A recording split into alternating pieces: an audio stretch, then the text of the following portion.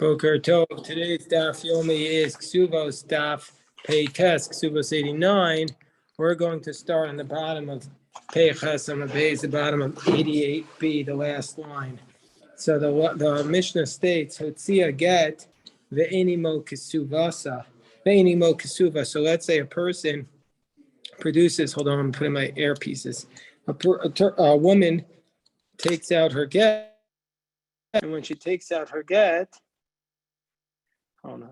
The woman takes out her get, and when she takes out the get to collect, she doesn't have the ksuva. So assumption is at this point that she says, I lost my document which contains my ksuva on it. So she produces the get, but she doesn't have the ksuva. So is she still able to collect the ksuva without having the contract that says she has a ksuva? So the answer is, our Mishnah says, go ksuvasa. She's still on the top of Peitel Samad Aleph. She's still going to be allowed to collect her ksuva. What's the reason why she could collect her ksuva? Because we're going to be of the assumption that a ksuva is what's called a tanai bezdin. It's a stipulation of the court. And since the ksuva is a tanai bezdin, since it's a stipulation of the court, therefore, even though she doesn't have the ksuva, as long as she has the get, she's going to be able to collect the ksuva. Because every woman has to have a ksuva. So she doesn't need the actual contract of the ksuva. So, but says the Mishnah on the top of Peites Amud Aleph 89a at the top. Let's say she has the ksuva of the enima get. Let's say she has a ksuva, she has a note, but she doesn't have proof that she's divorced. Hio marriage, she says avad kiti. She says, listen, I lost my get, and so therefore that's the reason why I don't have proof that I'm divorced. V'hu omer avad shovri. He says, listen, I lost my receipt, but I paid her the. And she, meaning to say, she produces the ksuva, but she doesn't have the get. And he says, no, what happened was, he says, I lost my receipt. He says, you already took this out in court, and you said you lost my ksuva, and then the court allowed you to collect it because they said you didn't need a ksuva, and now and I lost my receipt. So you want to collect a second time. And she says, no, I never, she says, I just lost my get. I never collected. So under these circumstances, the Mishnah first introduces another similar case. Let's say there's a creditor that he takes out his note, the animo prusbal, but he doesn't have a prusbal. The prusbal would be that the note is still active, even though the sabbatical year happened. Hare elu lo yifro. Then under these circumstances, he can collect on the basis of that note, because he needs to have the proof of the prusbal, which is, by the way, not the way we rule today for halacha. Rashbag says, "Mina sakana ve'elach." Rashbag disagrees. He says, from the point of danger onward, from when it became dangerous to have a prusbal or to have a get because they were persecuting the Jewish people, Isha gova ksuvasa shalo beget. A woman is able to collect her ksuva even without a get. Ubachov gove shalo beprusbal, and a creditor can collect even without a prusbal. Anyway, the Gemara says Shema Mina. So the Gemara says we learn from here kosvin shofar. We see from here that in general we would write a receipt. We write a receipt for a person who's coming to collect a note. And nowadays, the bank has records of everything, so you don't really need a receipt. But in those days, it was very difficult to guard a receipt because how are you going to guard the receipt? Because you don't have banks to keep your stuff, and so where are you going to keep it? You don't have safety deposit boxes. The mice are going to eat it. So, but anyway, we learn from our Gemara, from our Mishnah, that we force the person who's collecting the debt, or in this case, paying off his ksuba, to write a receipt that he's paid it. Why? How do we prove it? Rashi explains: Midiktani govek ksuvasa ba'otzas get. From the fact that if she just produces the get without a ksuva, and our Mishnah said she's able to collect on that basis. We're not concerned she's going to go to another court, and then in the other place she's going to suddenly produce her ksuva. So therefore, Amana, we're not concerned that she's going to first produce the get and collect her ksuba, and then after he dies, she's going to say, "Well, look, I he died," and she's not going to say, "Well," and she's not, and they're going to have no proof that she didn't collect the ksuba. So therefore, from this is a proof that we force him to, that we write him a receipt, and that's the only way his family can protect himself, to say that he paid the ksuba. I'll read the Rashi. Rashi is very interesting here. Rashi says, "Midiktani govek ksuvasa about tzaskef," and the fact that we say that she collects the ksuva by producing the get, and we're not concerned, we're not concerned that she's going to be deceptive, so that she's going to go out and produce her ksuva, which she had claimed she lost, in a different court, and then she'll collect it after he dies under the guise of a widow, to say, saying I was never divorced and I was never paid. We're not concerned about that because we write him a receipt. And Rashi now adds in, Davada b'Torah is crucial, Hadra. So, because certainly under the rubric of a divorce, Hadra, she wouldn't be able to go back and collect it a second time by saying to a different court she was divorced.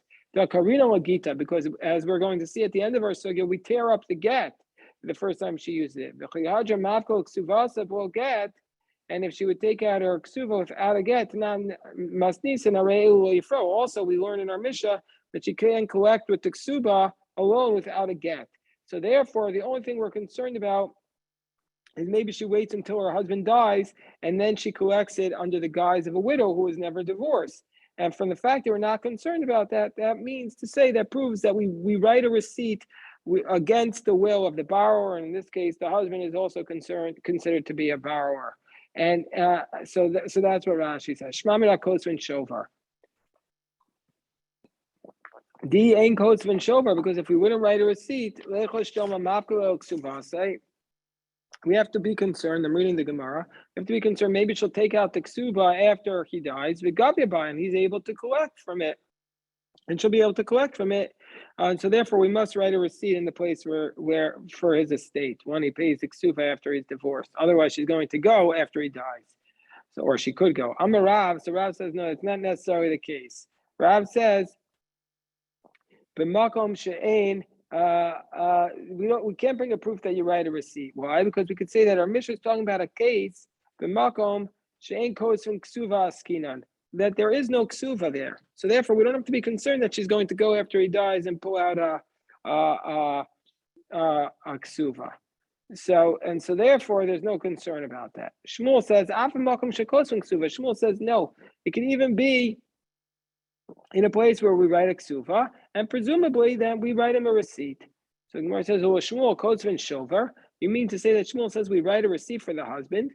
But Amar, is that really the case? But Amar Ravanan said, "L'didim ifarshu minei demar Shmuel." And Ravanan says, "Look, Shmuel says we don't write a shover," and he says, "I'll explain what Shmuel was saying." Shmuel is saying, "B'makom she." Shmuel is saying as follows. B'makom she'ein kosvin, it's in a place where we don't write. So I'll read the Gemara, then we'll read the Rashi. So Ravanan says, "Amar Shmuel b'makom she'ein kosvin." It's in a place where we don't write a ksuva. V'amar kasafti alav lahaviraya b'makom she'kosvin. So let me read the Rashi. Rashi says, "L'didim ifarshu." That Ravanan is explaining to Olam ein kosvin shover. Shmuel says we actually don't write the receipt. V'hainu taima degova ksuvasa. What's the reason why we collect the ksuva? Di makom she'en kosvin hu, because if it will be a place that you don't write a ksuva, v'uomer kasafti, and he says I wrote it. V'yarayani, we're going to be afraid shema tachzer v'totzi alav, that she's going to go back and bring out the ksuva, laviraya. So therefore, he has to bring a proof that he actually wrote her ksuva. V'maisi raya, and if he brings a proof, v'maisi raya edim shekasav logavia, and if he brought a proof that, from witnesses that he wrote it, she can't collect it. V'lo maisi raya, but if he doesn't bring the proof, katani masnisin Gova ksuvasa, that she's going to be allowed to bring a ksuva. We don't believe him to say he changed the custom of the city.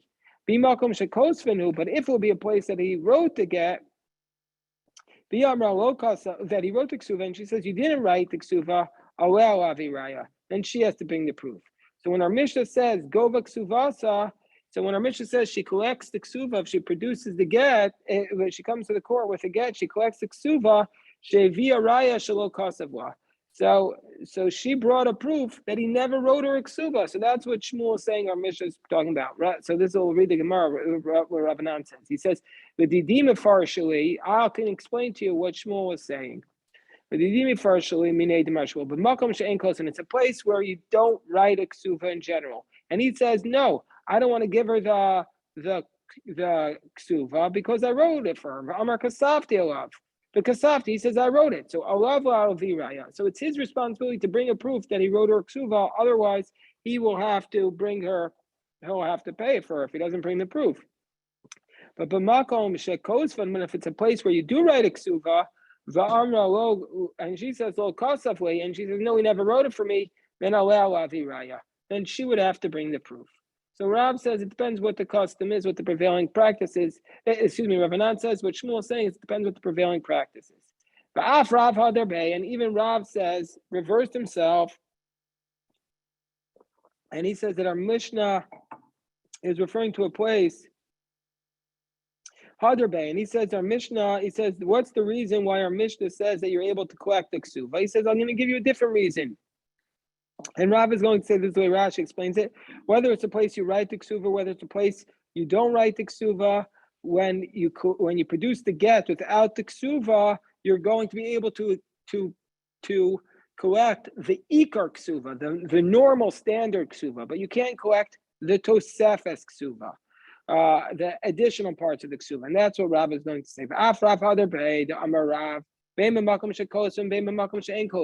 it's a standard place where you write the ksuva, where you don't write the ksuva, if you get, once you produce the get, go the ikar ksuva. So if she produces the get, even without a ksuva, she collect the standard mana or masayim, the 100 or 200. But tosefes, but ksuva, but if she produces the ksuva, then go vetosefes. Then she could collect even the additional peculiar, singular aspects of their agreement. The kol harotel hashiv yavo v'yashiv, and he says you can't argue with me. I'm 100% right. So that's what Rav is saying. Rav is saying that the get allows you to collect the ikar ksuva, and the ksuva would allow you to collect even the extra parts of the ksuva. So the Mishnah says. So the Gemara says, let's challenge Rav's opinion from the Mishnah, because what does our Mishnah say? Our Mishnah says, Tanan ksuva ve'eni ma get. Let's say she produces the ksuva and there's no get with her. He omeres avagiti. She says, listen, I lost my get. Lu omer avad shovri. He says, I lost my receipt. But came ba'achov shahotzi shtarchov ve'eni mun pruzbo harei elu lo yifro. He shouldn't have to pay it under those circumstances. So again, if she produces the ksuva without the get, then she doesn't have to. Then he doesn't have to pay anything. Shmuel. So how would Shmuel understand this Mishnah? When it's a place where typically you don't write a ksuva, but Amar Kasafti, and he says, "Well, I wrote her a ksuva." We say to him, "I see raya, bring proof." And if you don't bring a proof, Amrina lay zil pare, and we say to him, if you don't bring a proof, you have to pay. And so therefore, under these circumstances, he has to pay because she has the ksuva, because even though she lost her get, you have to pay because he wrote her a ksuva.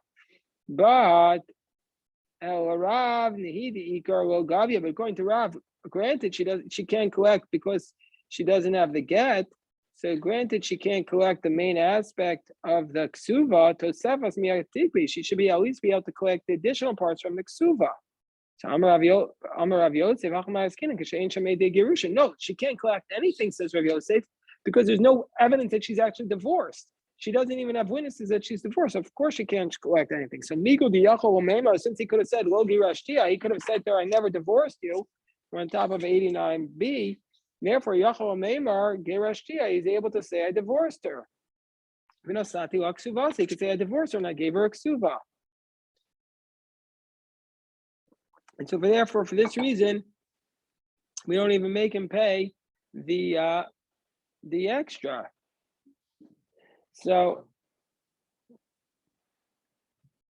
therefore, I don't have to pay her anything. Gemara says, well, no, it's not the case. So I'm a diktani seifa. It can't be that we're talking about a case where there's no witnesses. Because the next conclusion, the next part of the source says, Rashbag says, Minasakana ve'elach, from the part of the danger onward, from the time of a danger, each agova ksuvasa shaloba get, that a woman is able to collect her ksuva without a get, ubachov shaloba pruzbol, and a creditor without the pruzbol. Now, it must be that part is talking about the Ika Ede Gerushin Askin. That must be talking about where there are witnesses that they're actually divorced. The Leika Ede Gerushin, because if there's no witnesses that they're divorced, but my Gavya, then how is she able to collect if she doesn't have a get?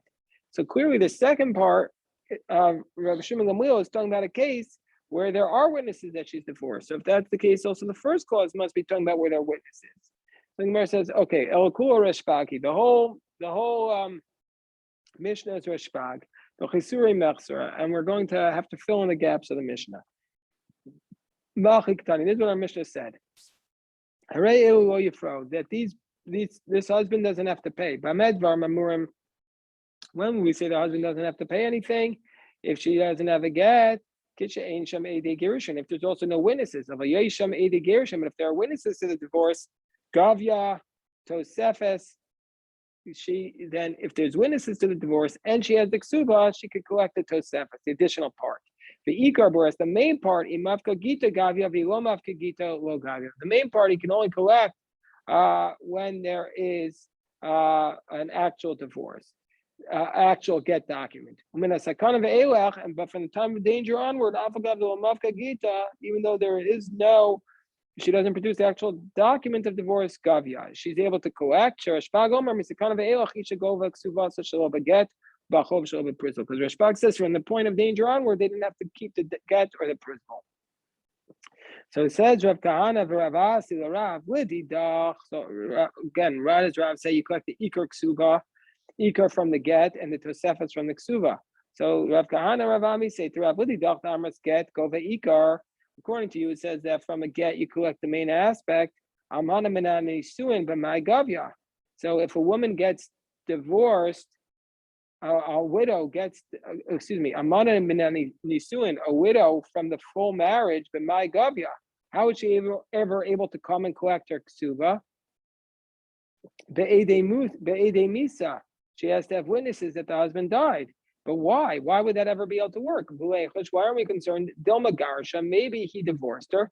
Umafka Lagita, she took out the get, Vigavya Bay, and then she collected it from there, even without the ksuva. And now she could collect the ikar without the ksuva. And now that her husband has died, her ex-husband died, she says, well, I'm still married to him. She could come and collect it a second time. Mara says, well, no, we only do that because Sheves Tachas Baal. We're assuming that everybody sees, when do we allow her to collect from the witnesses that died? Everybody saw her living together as husband and wife. Mara says, but that only works if, they got divorced years ago, and so then we don't have that concern. But Dilma Samach Hamisa Gersha, maybe you divorced her that morning, and then he had a heart attack. I know at one case, I know somebody that they were in the middle of a divorce proceeding, and he had a heart attack and died. So they weren't technically divorced. I remember that case. I remember it very well. So it could happen. Very logically could happen. So the Gemara says, well, if he divorced her and then he died that day and he didn't get any documentation, then he caused himself. That was his own fault. That's the breaks. When Gemara says, well, okay, what Almana Mina Erison b'mai Gavya. So the Gemara says, what about a widow from the betrothal? Almana Mina Erison b'mai Gavya. A widow from the betrothal, how is she going to collect her ksuva? Be'edei misa, again, she'll need witnesses that the husband died. But here, she never lived with her husband. So here, why don't we have to be concerned that maybe she was actually divorced, she collected it, and now she's going to collect it again because you don't need the actual get to collect the Iker Ksuva. Gemara says, Ella b'makom. So therefore, we say, so since she's able to collect without the get the first time, and then she's able to go back and collect it a second time. So the Gemara says, so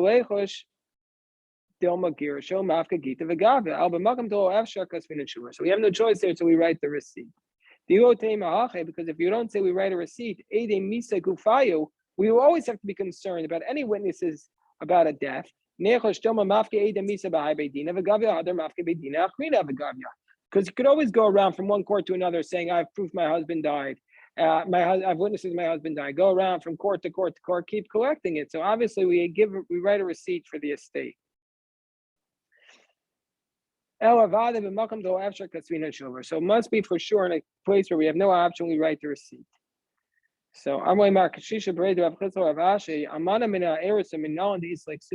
know that a widow from the Erisin, that she collects the ksuva even without the ksuva being written down? How do we know that it was a Tanai Bezdin, a stipulation of the court, that she collects the ksuva even from just the betrothal without actually the document? If you want to say it's from the following source, let's say she's widowed or divorced, from the betrothal or from the marriage, that she collects everything. Well, maybe that case is different. Maybe that case is referring to where he actually wrote it for her. He wrote her actual ksuba. Gemara says, if you say, well, if he actually wrote it for her, well, who cares? Who cares if he actually wrote it for her? Like, what's the difference?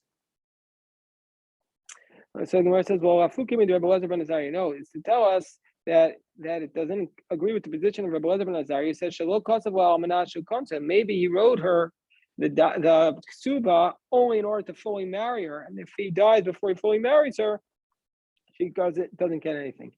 And they could not. Indeed, we can make that inference. The Katani Gova Asakol says that she collects everything. Now, if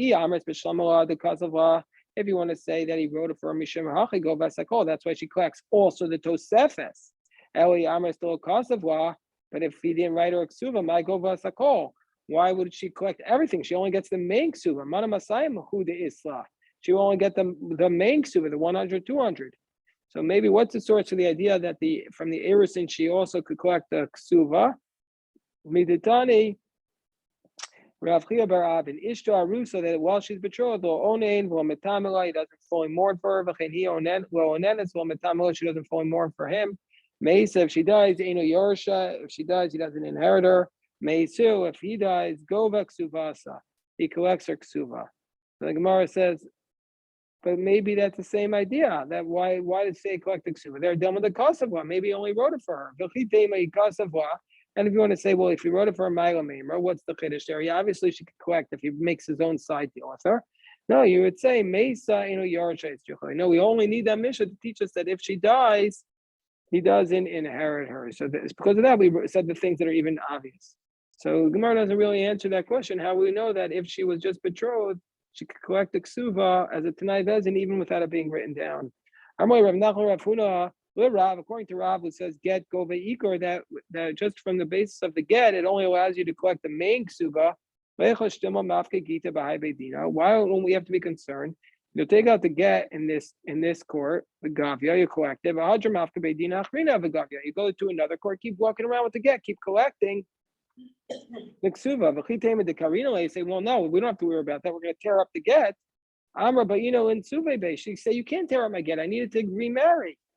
So Gemara says, no, we tear it up and we write on it. Gita, Danan, Karanu, this get we tore up, Amisham, the Gita Apostle, not because it's disqualified get. We don't want you to go back and collect it another time. And that's what we do. So we tear up the get, we write on the get so that you can't collect it another time.